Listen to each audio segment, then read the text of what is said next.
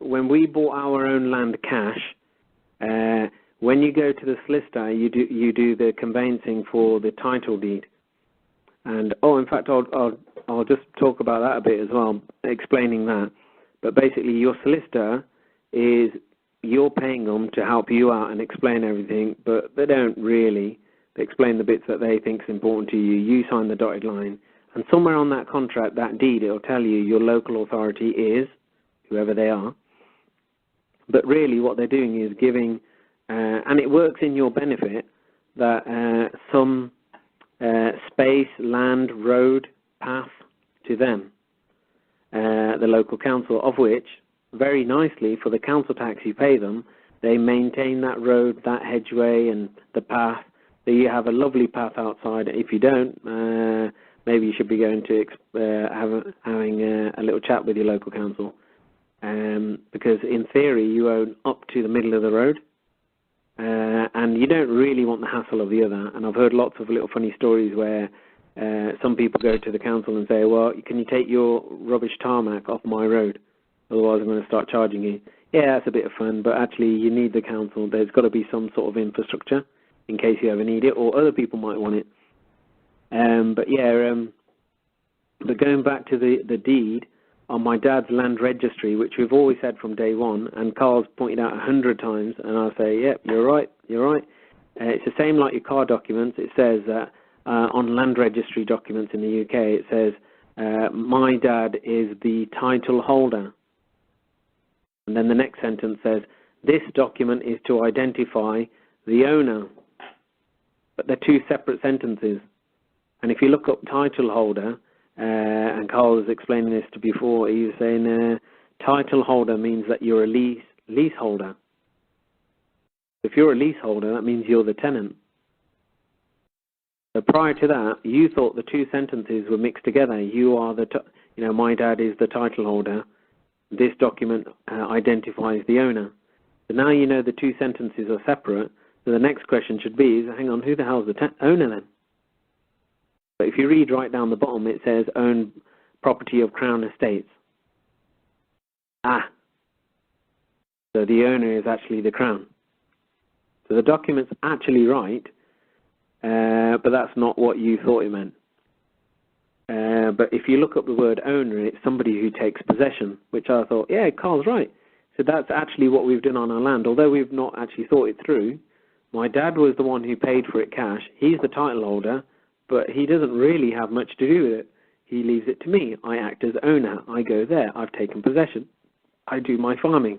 I do my day-to-day.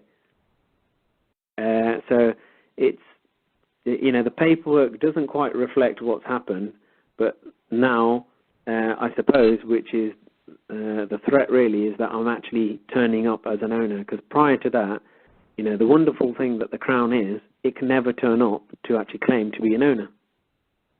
Only a man can do that. And guess what? That man done it. And that man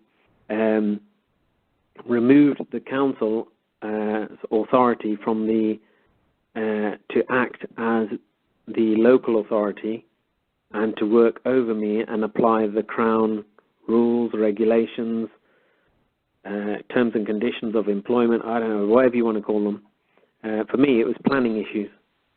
So I thought, you know what, I'm going to go back to that. And yes, that's right, Terry, mommy state. So basically remove that, because I'm old enough, big and ugly enough. I don't need spoon feeding. I don't need my ass wiping.